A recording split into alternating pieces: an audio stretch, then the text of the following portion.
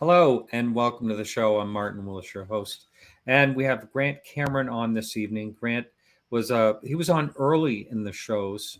Oh, I think the show's been going 11 years now, and I think he was one of the first, I don't know, 4 or 5 people to be on my show, and he's always very interesting. I was fascinated at the subject he was involved in at the time, and that was the connection between U.S. presidents and UFOs, which I think is only kind of grown over the last several, presidents.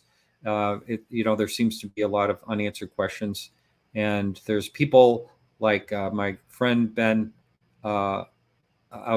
Hansen out in California that did body language studies of Obama, and I'm trying to think who else it was that he did looked at their body language when they were talking about what they knew about extraterrestrials or aliens or UFOs, things like that. Very fascinating. Anyway, so Grant Cameron is coming up. The blog this week by Charles Lear is UFO abduction claims at the end of the 1970s. Of course, Travis Walton's incident is in there, and several others.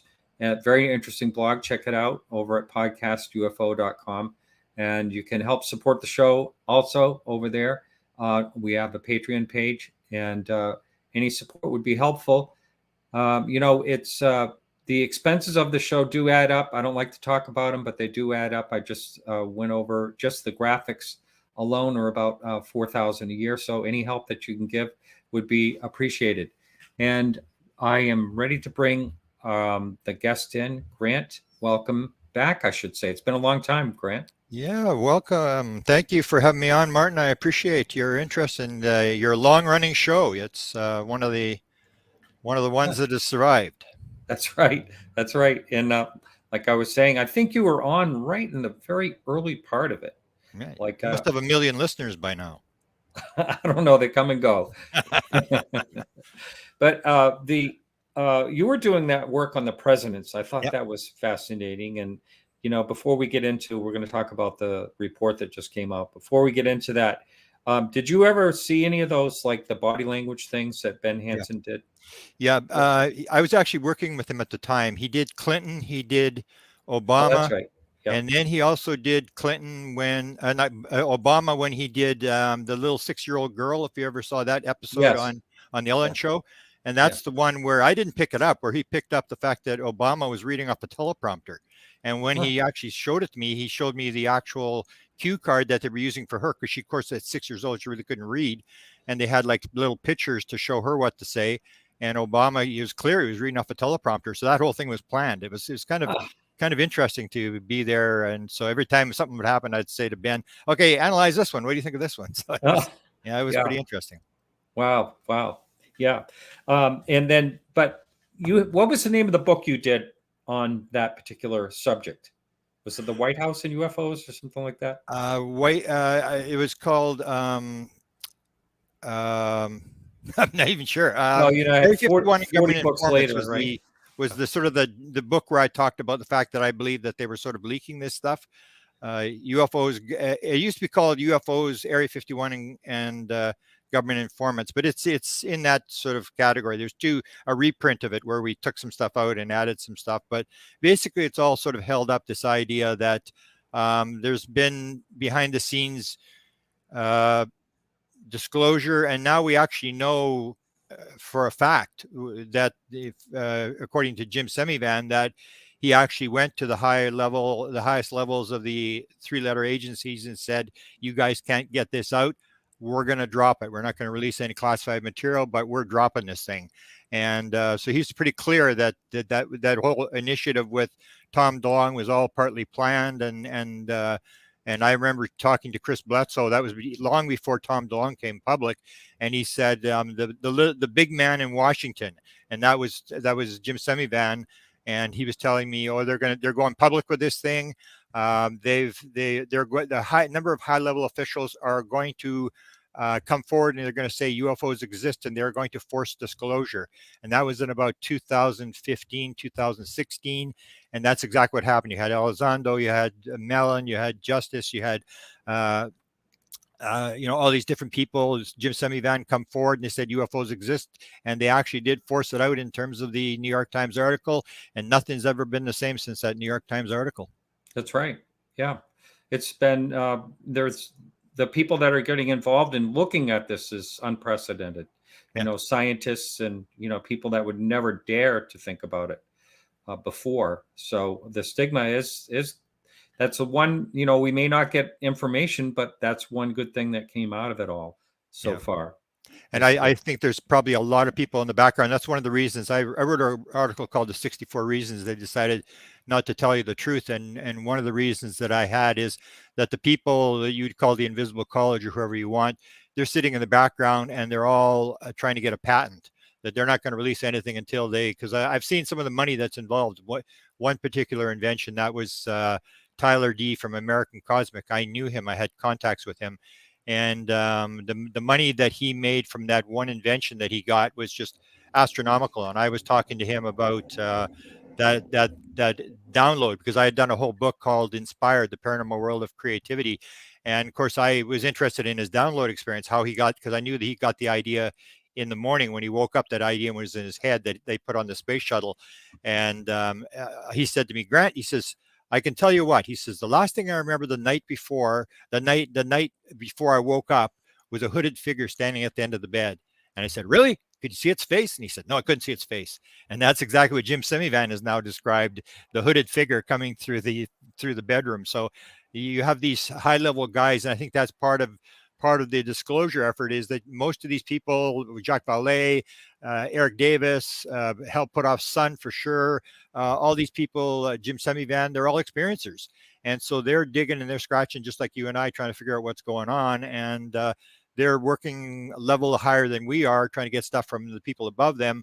But a lot of it, I think, has to do with patents, because whoever controls this militarily will run the world. But whoever gets some of this technology that's involved and gets it patented is going to be worth a lot of money, in the millions and millions of dollars.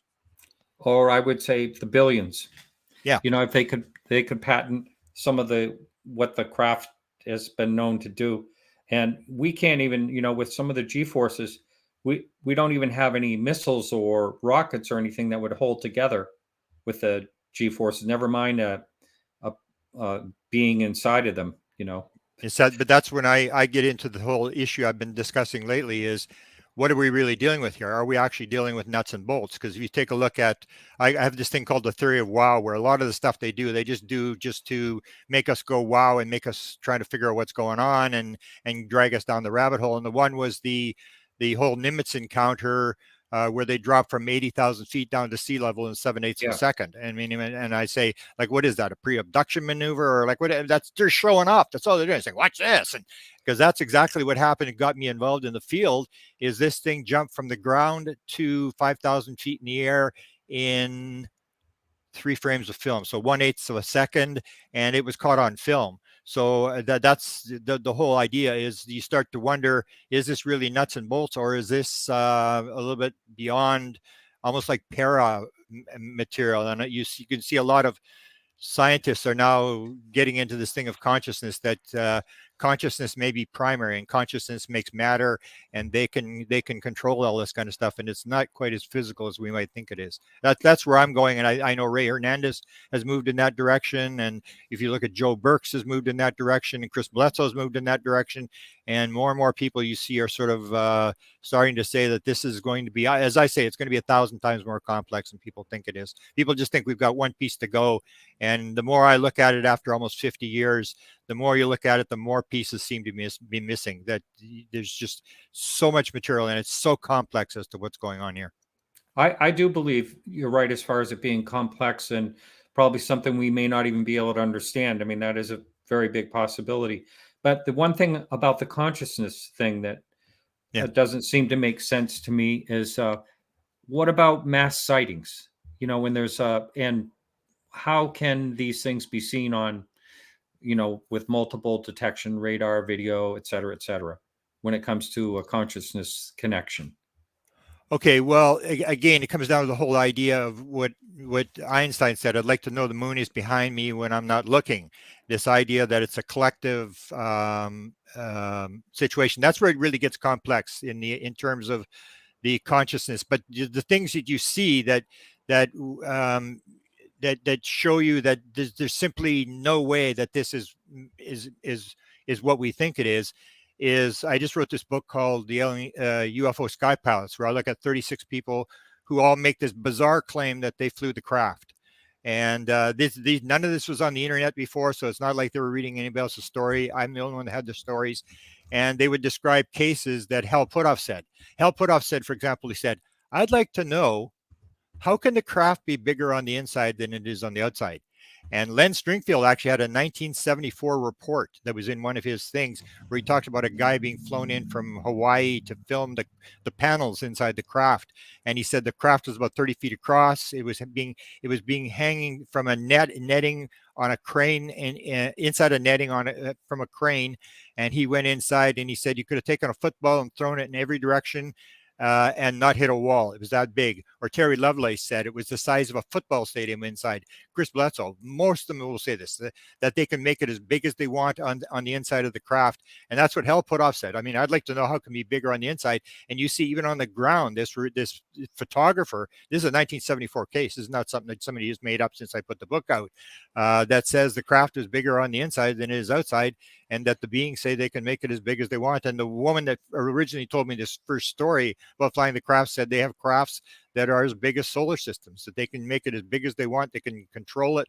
And when you see that kind of stuff, then you start to go like, hey, something's wrong here. Something doesn't make sense. Or, you know, the idea where people are inside the craft and, you know, they will claim that they are told that you have to imagine where you want to go. You put your hand on a panel, you put your hand on a ball, you become one with the craft. The craft is alive, and whatever you think is what the craft does. And then the beings will say, it is within you. Go within yourself. That's where it is. Go within yourself. And the one guy described, he's a Mormon guy out of the Salt Lake City area. He said, I wanted to go and I wanted to see the Milky Way from a distance. He said, in 1 second, he imagined this in his mind. He said in 1 second, he looked out the window of the craft and there was a Milky Way in a distance. And I say, if that story's true and they actually, this distance thing took place, then there's something seriously wrong with our ideas of time and space. And the more, that's why I say, the more you look at it, the more complex it gets. And who's the observer? Because people say, well, there can't be an observer, but we already know that matter does not come into reality until there's an observer, until the quantum wave is broken down, until there's a measurement, and the measurement is done by a consciousness. And so we know that Max Planck, who started quantum physics, said consciousness is primary. There's no getting behind consciousness. And that's something that I think almost all the early quantum physics guys, whether it was Schrodinger or these guys, Bohr and all these people, they all believed consciousness was primary, that consciousness creates matter. And that's the whole deal, is we've bought into this material world, and we think that that material world creates consciousness, that when it gets complex enough, then suddenly, you know, the consciousness jumps out and says, here I am. And then that's definitely what I'm looking at is definitely not what's happening, that you have the idea that even an out-of-body experience, and I don't know if you've interviewed people with out-of-body experiences, but so you go out of your body, you're floating above your body, and you look back at your body, and we think that the brain has consciousness, but you look back at your body and you say, is the brain causing consciousness? No, I'm the consciousness. I'm here. I'm floating up above my body, which means your brain and your body is inside your consciousness. Then that person can look outside the window and they can see the stars and the planet. Well, that you seem to indicate that the stars and the planets are inside the consciousness as well. Almost like Deepak Chopra says, everything is an activity inside consciousness. The more you look at it, the more that's appears what it be. And especially when you get the beings say to the people, it is within you. Until you imagine it inside your mind, it will not work. And people will say instantaneously, they can go wherever they want on the other side of the universe, whatever. And that's the kind of stuff and these are people, you know, retired Air Force Colonel, you know, 747 pilot, all these different people that they're all basically tell the same story. It's almost like they're reading off a cue card, where the consciousness is the way they basically say that's how you move the craft around, is with consciousness, and that the craft is alive, and this oneness principle that locks us into the earth, that we cannot leave the planet, not because there's a big bubble around us, but because this whole idea of oneness, the fact that everything is connected, is how we get off the planet. And we just don't believe it. We believe everything's separate. We believe there's separate objects, and there's an observable world outside ourselves. And yet when you start looking at what these people are saying, that's not what they're describing. They're describing this world where everything is connected, everything is one, everything is alive. And that once you understand that idea, then you can move around, almost like Jan Hartson. If you remember, Jan Hartson is talking to Ben Rich at Lockheed Skunk Works, and Ben says, we've now discovered the mistake in the equation. We've got the technology to take ET home. And Jan Hartson, of course, he has an experience as a young kid, so he goes running up and he says, I want to be an engineer. I want to build a flying saucer. How did it get here? How did it get here, Ben? And Ben turns around and says, what do you know about ESP? And he said, it means everything in time and space is connected. Ben Rich said, that's how it works. Walks out of the building, gets in his car, and drives off. So that's what you get, is this idea. Even Eric Walker, who we dealt with back in the 1990s, that's what he asked us at one point. What do you know about ESP? Unless you understand about ESP and how it works, you will not be taken in by the control system. Very few people understand how it works. Or Tom DeLong talking to the head scientist at Lockheed Skunk Works inside the skiff. And the guy says, how does it get here? How does it work? And he was hanging around with Greer at the time. So he says, I think consciousness is involved. And then the head scientist said, now you're talking. And Tom DeLong said, that's all the guy wanted to talk about for 45 minutes was consciousness. This is the critical thing that I think is sort of changing in terms of people starting to wonder, like, why are all alien sightings? Like, people say, oh, the grays are all the same. I did a PowerPoint one time where I took all the grays I could find, like Betty Andreasen's gray and Whitley Strieber's gray and the Hills and Nancy Tremaine, and I put all these grays one after another, all these drawings, and there was no two the same. And we always make these assumptions, oh, it's all the same, and or my friend has a sighting. You asked about people having common sightings. My friend here is a big business guy in Winnipeg. He's a very, very well-off guy, and he had two sightings. And the second one he lives right on the river, and he said he sees this thing flying by, and he gets his wife. She says, come out. And they have another level of they have two patios. She goes on the bottom patio, and she looks out, and she says, yeah, okay. And so they see this UFO. And then years later, he's telling the story at a cocktail party or something. And someone says, well, what is that thing like? And he said, oh, it was on fire, and it was rolling, and it was going down the river. And his wife said, it was not. He said, yeah, it was. It was like a fire. It was like burning oil. And she said, it was not. It was a flying saucer. It was a metal flying saucer. And he said, it was. So here again, you got two people who had to have viewed this thing for a couple of minutes and had totally different views of what they had seen. That's not uncommon. I've heard that before. And that's where it gets so complex. You start wondering, why is it? Even the sightings, if you take a look at, like I show before 1961, there's somebody put out, I can't remember who put it out, whether it was MUFON or whether it was Schussler or somebody put out all the sightings of alien encounters before Betty and Barney Hill, and that's when the grays appeared. And what you see is there's no two the same. Absolutely, there's no two the same. And what you get in the 1940s and 50s is these descriptions of aliens with bubble helmets and hoses going down to a tank on their back. And this is straight out of science fiction cartoons and stuff from the 1940s and 50s. And you can see we're being influenced by what what's in our mind, almost like the 1890s. The ships were wooden ships with propellers on them, and they said they were from Mars. And now then they changed it, and they said, oh, we're not from Mars, we're from Zeta Reticuli. And then everybody started learning about multi-dimensions, and now they say, oh, we're from the 5th dimension, we're from the 10th dimension. And it just keeps changing as they go along. And that's where I say the more I look at it, the more complex it gets, and the more it doesn't make sense that it's some objective thing that is there and that we can measure and stuff. And that's what if you look at even Jim Semivan, who's gotten the UFO briefing, and I don't know what level he got it at, but that's what he said. Not only can we not connect the dots, I'm not even sure there's dots. He said, I don't think there's any there. And when you hear a high level guy like that talk, you start to realize that that at the highest levels, they may not understand that. And that may be what the cover-up's all about. That's maybe what this we were going to talk about this report. And what I see this report is about is they're fighting back now, the guys on the inside, and they're starting to change the words in this final report where they're taking out the alien words and the extraterrestrial words and all this kind of stuff, and they're putting in words Ariel. They even changed Ariel to anomaly. Yeah, so they're doing it so they can. It's almost like people don't realize the term UFO was established by the U.S. Air Force in 1952 because they used to be called flying saucers and flying discs, and the Air Force didn't want them called flying saucers and flying discs, so they called it UFOs because then it can be anything you want. And they're doing the same thing. They're backing away from it. But what I think they're indirectly doing is the black world is so stovepiped, it's so compartmentalized that they could not figure this thing out. If you listen to Eric Walker or Eric Davis said they took it off the shelf in 1989. They take it off the shelf every 7 or 8 years. They just can't figure this out. The core story is they can't figure this out. And it's because it's got this consciousness interface thing to it. And so they're not really getting anywhere.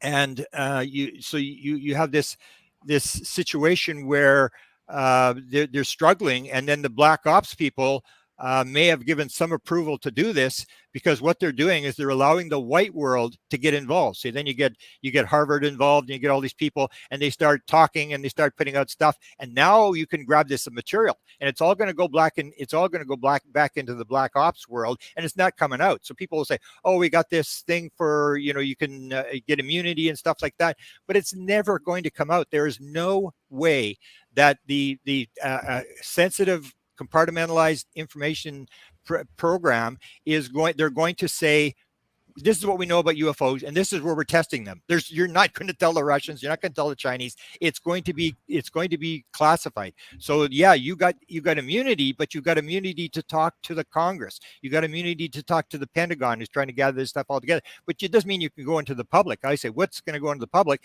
And exactly what you've seen in the last report. Absolutely nothing. In fact, we are farther behind than we were in 1969 when they shut Blue Book down. Because when they shut down Blue Book, you had the UFO sightings and you had the shapes. Now you say, what's the shape? Somebody asked, what's the shape of these objects? And they said, can't tell you, it's classified. We don't even have the shapes. We don't have any reports. We don't have anything. All we got is a number. So they keep giving you a number, and it's 360 or whatever this time. Next time it'll be 570, and everybody gets excited. Oh, there's more. But what have you learned? You've learned absolutely nothing. They're just playing this game where they're everything. And as soon as somebody gets something in the white world where they understand that this is going to be usable, they're just going to walk in with a national security order and say, this is now national security, quit talking about it. And they're going to grab it and take it into the black world. There's no way the black world is going to release this stuff as long as they don't have it figured out. Even the Wilson leak document, which I was partly responsible for leaking, at the end of the Wilson leak document, it says, we have a craft and we think it'll fly. And as soon as I saw that, I went, I know what's going on. They've got a craft, an intact craft that they were given, and they cannot turn it on because you need, as the people who fly the craft, you have to put your hand on a panel. You have to have the consciousness interface, the same as putting your thumbprint on a cell phone. They can't turn the craft on because it's got this consciousness interface, and they can't figure this thing out. Wow, interesting. Well, I basically agree with you when it comes to I don't know if we're going to know anything about it. I've said, many times in the show that I don't know if I'll ever know in my lifetime, because I don't think anyone really does know exactly what's going on. That's the way I've always felt. And why would they say, why would they keep saying they don't know what's going on in our skies? So that's we are learning point. some stuff. I was just on a show earlier and was asked, why did it come out? Go ahead.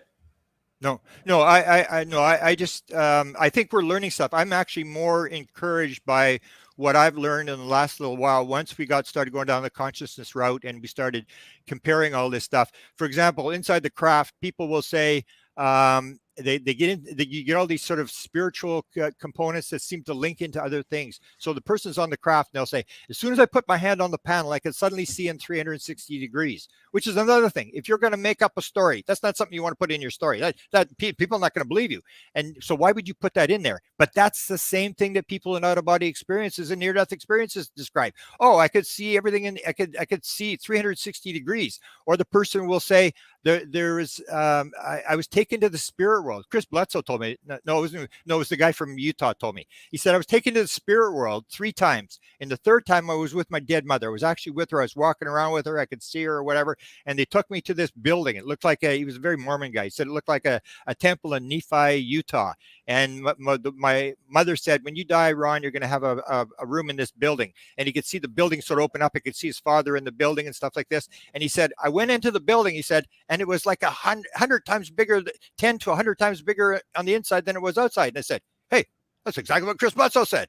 That's exactly what the UFO people say when they get inside the craft. It's bigger. So what's the connection? You see this sort of bizarre crossover connection that they're describing the same thing. Or people in near-death experiences or UFO experiences will say, I think it was 40% of them at the free survey said at one point during their experience, they knew the answer to everything in the universe. And I've actually talked to these people because I said, this is not something you really want to make up if you're going to make up a story that I knew everything in the universe. And I would say to them, how do you know there wasn't like number 6, 7, 8 on the far side of the universe they forgot to tell you about? And they will say exactly what any person who's had a download will say. They'll say, I'm not sure. I just know that I knew everything.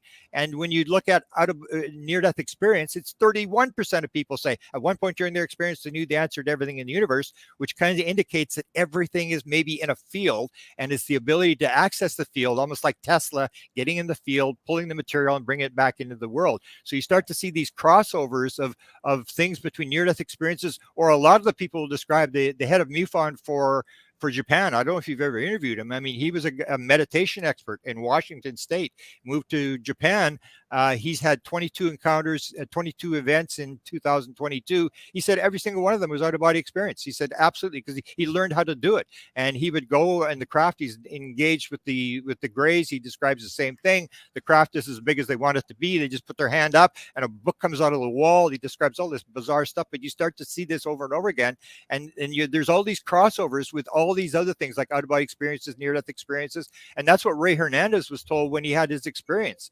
When he started free, when he sort of went off the deep end and was only sleeping 2 hours a day, he was taken and he was shown this spinning wheel, and it had remote viewing and near-death experiences and out-of-body experiences and UFOs and stuff. And the being said, you've got to quit parsing this stuff. It's all the same thing. And that's what I've concluded as well, is if consciousness is primary, it's all consciousness that's coming out of the consciousness field. And what they're doing is they're showing us this stuff to give us this indication. And there's more and more people jumping on the bandwagon all the time that realize that if consciousness is primary, that's what I was told in one other download experience. If the world is made out of little nuts and bolts, then that's one world. But if the world is made out of consciousness, everything changes. Everything. And that's true. Everything will change.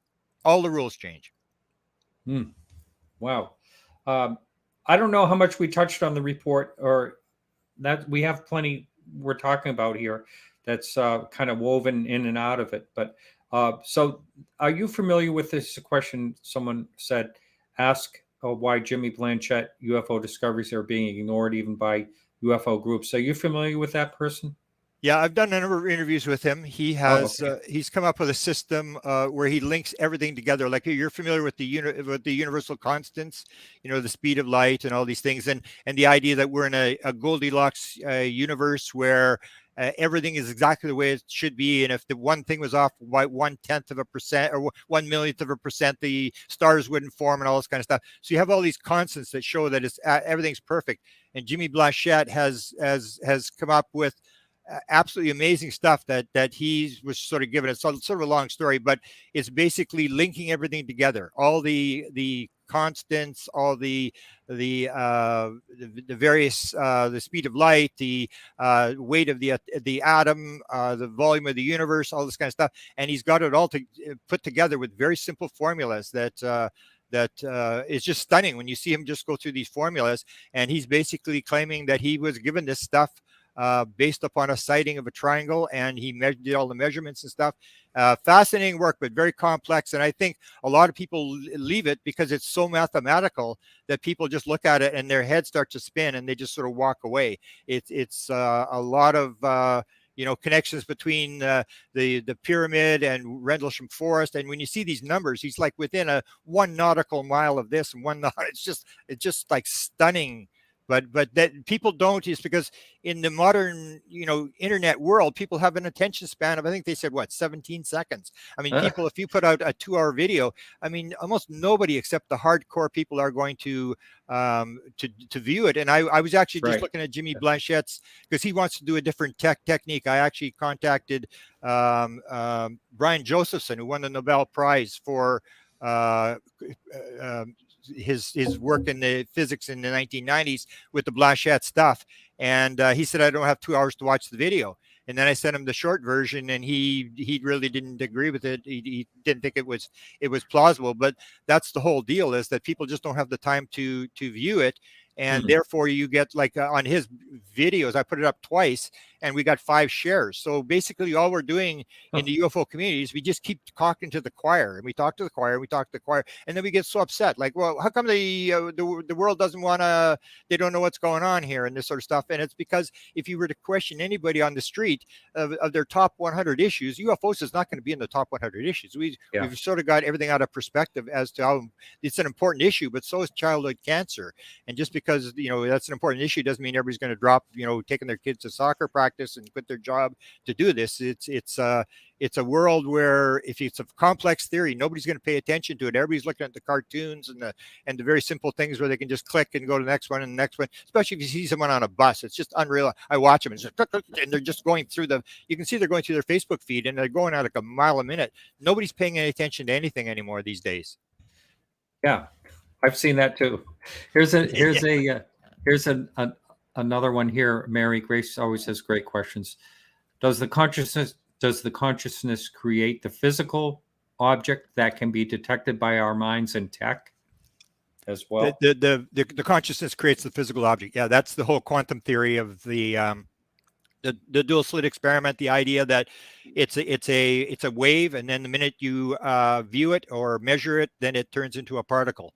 And that's the idea of the Copenhagen interpretation of, you break down the quantum wave and the matter appears. So there's no matter unless there's an observer. So people will say, well, there wasn't an observer till 4 billion years ago, till we came on the scene. But I say, yeah, there was an observer, because I even go as far as to say God did not create the heaven and the earth. God created the sparks of the divine, and we created the heavens and the earth because it's all made out of consciousness. So it's all, we're developing all the world, and it's all made out of consciousness.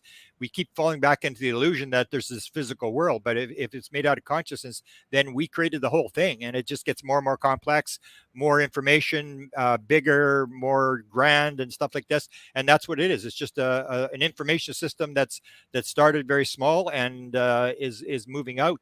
So consciousness absolutely creates the physical world. There's that. I don't think even people in quantum physics would deny that. Well, where does consciousness begin? With what type of level of intelligence? In other words, can a fly have consciousness? Well, if consciousness is the basis, then everything has got consciousness. That's the idea. If you do the ayahuasca thing, if you see Sting, the famous musician, when he does ayahuasca, he says, I suddenly realized everything was alive, conscious, in one. A lot of people who do psychedelics will say that. They go, everything was alive, conscious, in one. He looked at the little plant coming out of the crack and he said, oh, that's my brother. And that's the whole idea of the oneness principle, that it's all made out of consciousness. So the physical world, according to the vibration idea, would be that it's a low vibrating consciousness. So it's like the Hindu thing. When consciousness moves, the illusion begins, the Maya begins, and it's all illusion. And a lot of UFO channelers will say this is all illusion. It's all like a simulated universe and stuff like that. But the consciousness is the thing. And so the basic thing, if I were to go all the way back, consciousness would be still, and it would be unmoving. Once the consciousness starts to vibrate, That's when the illusion starts, and it just gets more and more complex. So everything is a vibration. Everything is a frequency of vibration, and it's a vibrating consciousness. But consciousness is primary, and matter is just a low vibrating consciousness. So you can get the people, whatever we're engaging is at a higher vibrating level. Experiencers will describe this all the time. I could feel the vibration. They were vibrating. I couldn't take it. They were vibrating very, very intensely, and it was affecting me. And so they're at a higher vibration. So they'll come into our field.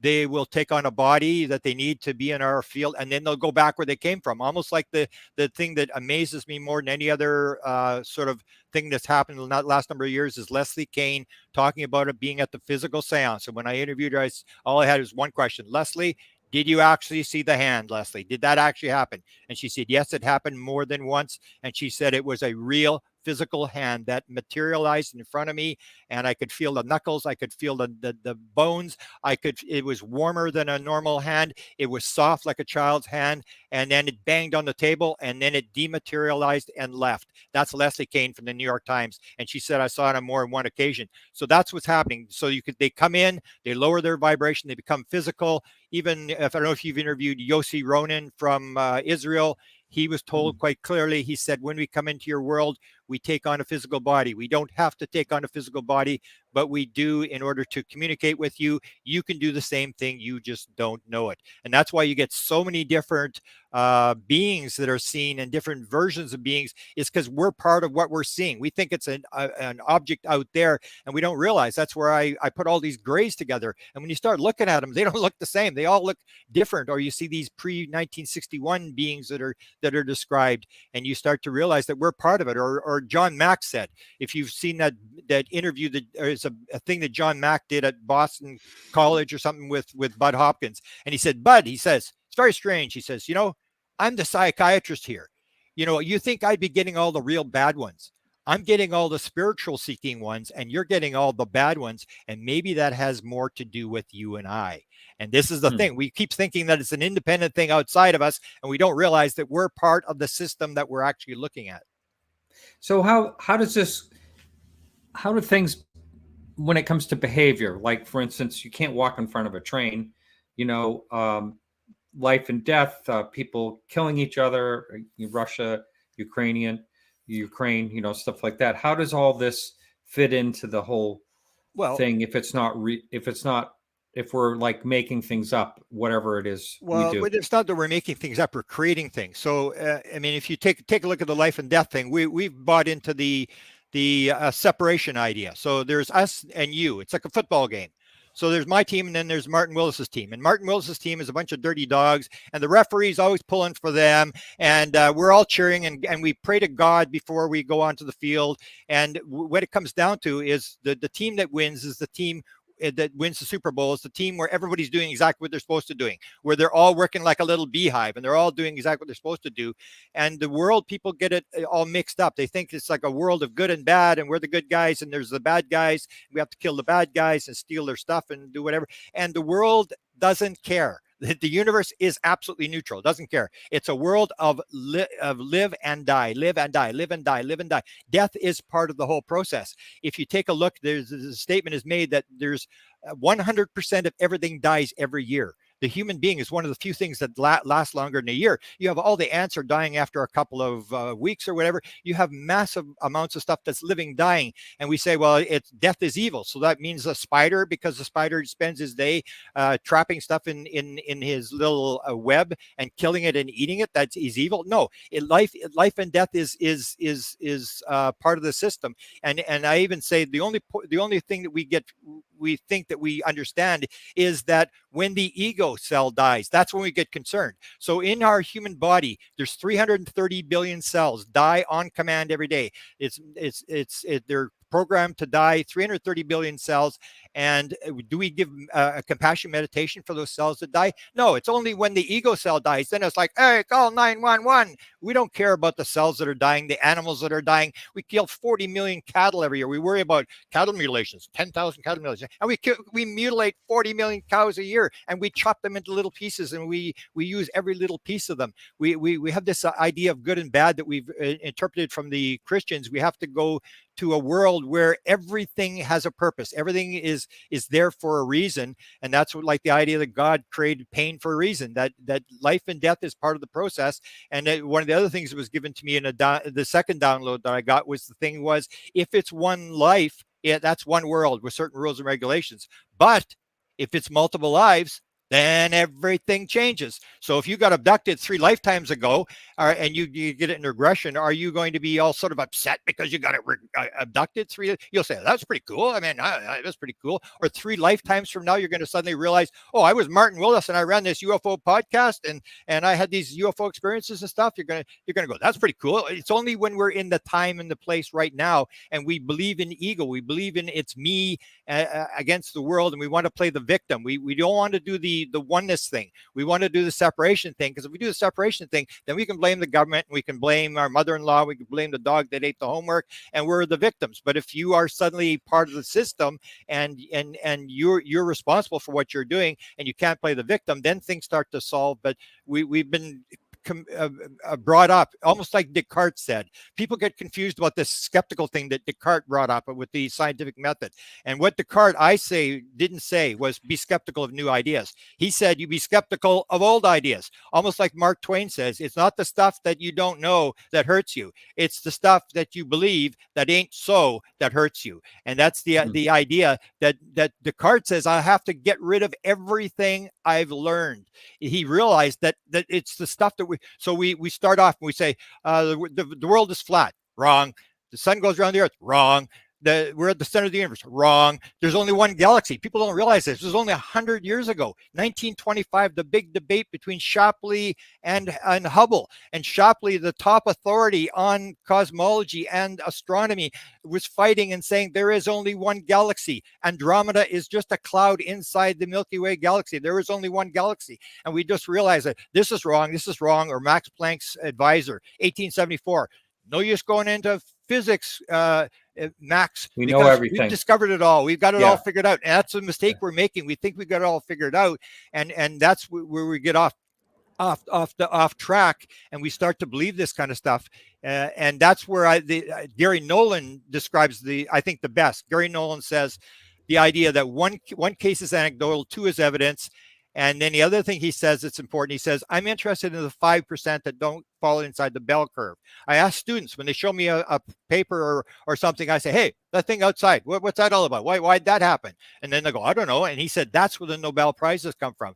So if UFO anomalies if the physical world was the way people think it is, then there would be no UFO. There would be no physical anomalies. The fact that UFOs exist and paranormal stuff exists tends to indicate we've got something wrong. There's a Nobel Prize there if you figure it out. But as long as we believe that we've got it all figured out and we stick to that sort of thing. That's why the UFO thing I say is the Super Bowl of all stories, that if you realize most people have lived lives of quiet desperation. They haven't got a clue what's going on. You and I actually know. We actually have some idea that, hey, something might be going on. We're inside the Super Bowl. We may be playing the water boy or the quarterback or whatever, but we're watching it, but we're inside the stadium. We know this is going on, and we should be proud that we got to play this role, because hundreds of years from now, we're going to be famous people because we played this role.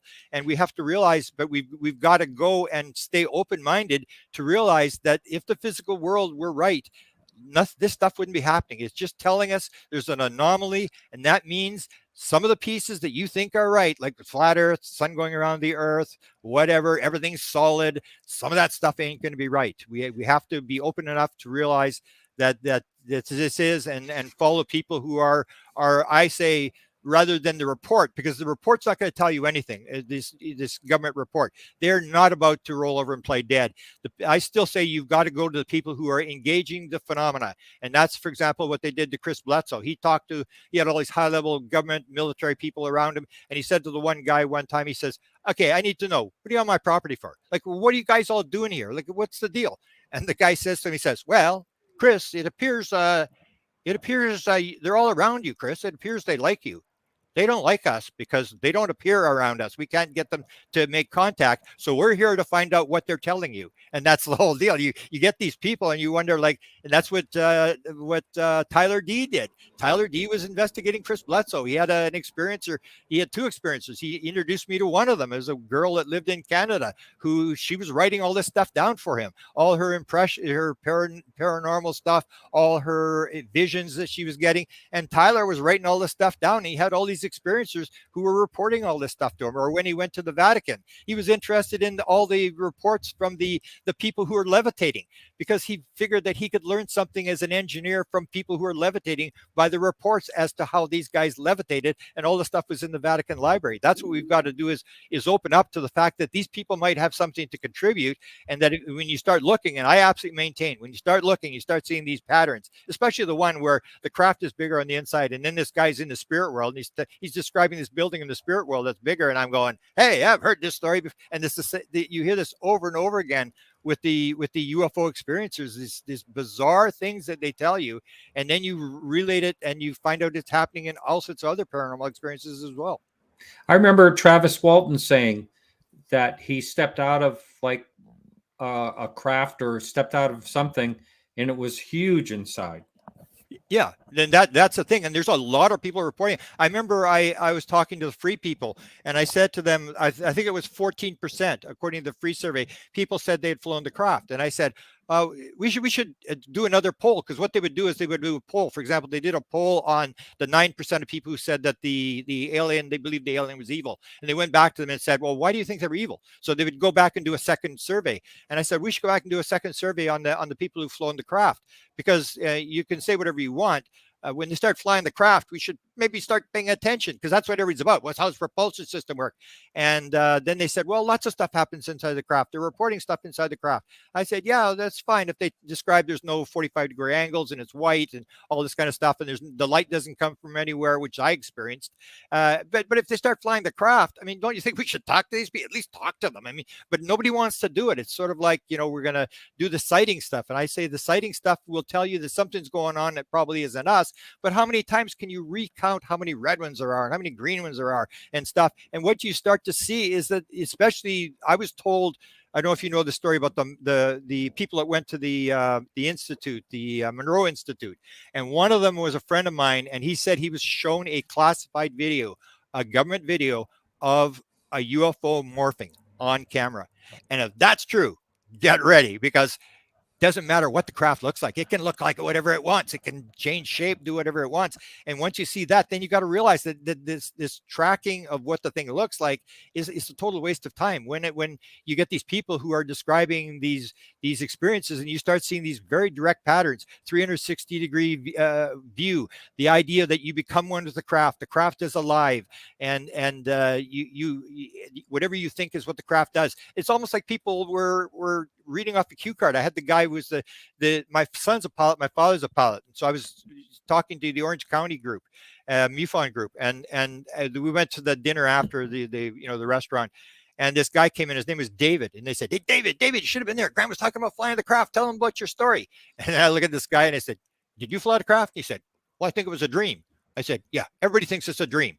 And then they said, "David, tell him what you do." And then I said, what do you do? He says, "I'm a pilot." I said, "Oh, my son's a pilot. My father's a pilot. What kind of planes did you fly?" And he starts going this, that, and he says, "F-16s." I said, "You flew F-16s?" And he said, "Yeah, I'm retired. I flew combat in Iraq. I'm a retired U.S. Air Force colonel." And I said, "Sit down and tell me your dream." And then it was just like reading off a cue card. And here's an interesting one that you may not have heard about. They come out, they find themselves on the craft. Very rarely are they led onto the craft. They just suddenly find themselves on the craft, and there's somebody behind them. So this U.S. Air Force colonel says, there's people behind me. He says, "I don't know if they're aliens or whether they're human beings. And I'm standing in the middle of this craft, and they say, 'Okay, go ahead and do it.' And then I say," and I heard this so many times as well, the person says, "I don't know what to do." And then the voice behind them says, "You know what to do. Just do it. And so he looks over at this panel and he puts his hands on the panel and he says, holy cow. He says, suddenly he's flying the craft, and he takes his hand off and he's waiting for the thing to stall. He's going to put his hand back down, and then it doesn't stall. And then he takes his other hand, but he's only that far above, so he can put it down. And then he says, I got both my hands off. And he says, I'm flying the craft. So you have this thing of these people behind that people keep describing. There's somebody behind them that's talking. So then I hear Jim Semivan. Jim Semivan's giving an interview. James Ian Dolly's interviewing him. So he's trying to get him to talk about his experience, which I've heard. And he doesn't want to talk about his experience. And then so James says, hey, did you have any telepathy while you were on board? And everybody talks. It's all telepathy. So he says, yeah, in fact, he says, I remember standing with my wife. I'm standing with my wife, and there's this entity behind me, and it had this guardian kind of thing going on. And as soon as he said that, I went, hey, that's Michael Newton. That's Michael Newton. And that's when I realized what these people were talking about inside the craft, that Michael Newton tells a story that when you die, you go in front of this council between 3 and 12 people, and you stand there, and your spirit guide stands behind you on the left-hand side. So when I hear Jim Semivan say there was this entity standing behind me, and it had this guardian thing type of thing going on, I went, holy cow. So I said to James, I said, ask him what side this being was standing on. So you see, start seeing these patterns. People describe this. And if I were to go back, I could re-ask all these questions, but I now this story is contaminated. So, I've got six new witnesses, but now the story is sort of, everybody knows about flying the craft, so you can't really use it anymore. But I would go back and ask these questions. Did you have 360-degree vision? I asked the one guy, and he said, yeah, both vertical and horizontal. And that makes no sense whatsoever. Or the first woman that told me it. I was doing consciousness at the World UFO Congress in Phoenix there, and they set me up with this woman. I didn't know why they wanted me to set me up with this woman. She was in her 70s. And I remember she said, what did Stacy tell you about me? And I said, I don't know. I'm just supposed to talk to you. And so she comes in, she says, I was remote viewing, and I'm psychic, and I was abducted. And you hear all this stuff, and it's, hey, whatever, she's going on. And then she says, oh, and I was flying the craft last night. And I go, you were what? All I could think about was Saudi Arabian women. They couldn't drive a car without a man in the car. And I go, you were what? She says, I was flying the craft. I said, you were, because she's like in her 70s, and she's a woman. I go, you were flying the craft?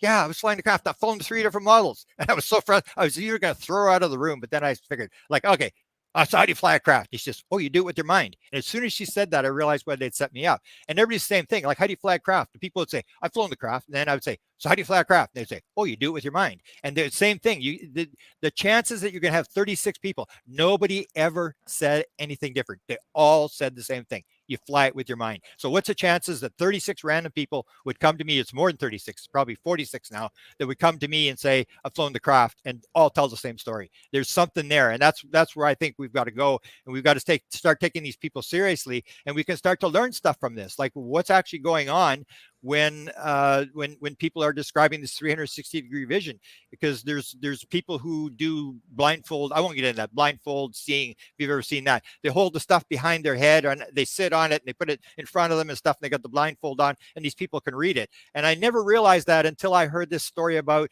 the fact that you could see it in 360 degrees. I'm going, hey, that's like blindfold reading. That's the same thing. And it's like what Ray Hernandez was told. It's all the same thing. You guys have to quit parsing it. It's all this consciousness stuff that is creating these paranormal things.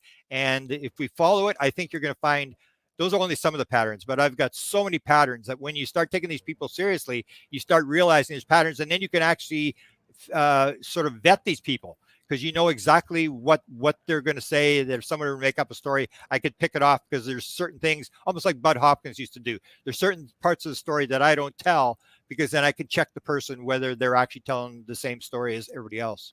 That's right. Hey, Grant, I can't believe how fast this went. It's unbelievable. And I've been having some internet issues. I don't know if you've noticed it, but anyway, it seems like that's happening a lot here while I'm doing my show. And anyway, I want to thank you so much. This was fascinating, really fascinating.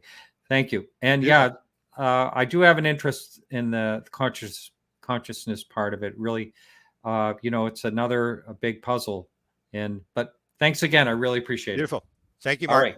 And where can someone find your books? On Amazon? Right? Amazon, yeah. And other than that, my Facebook is where Facebook is Presidential UFO Facebook. That's where I usually post the latest developments. And we've got a number of new developments I haven't talked about tonight, but we're working on some new thing for UFO photographs that when I saw it, I said to the guy, patent this as fast as you can.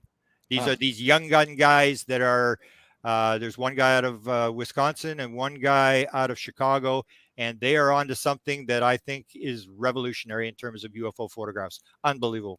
Wow. Interesting. All right, Grant. Thanks again. Talk to you later. All right. So next week, we'll be back with Rob Switek. I don't know exactly how to pronounce his name. Switek.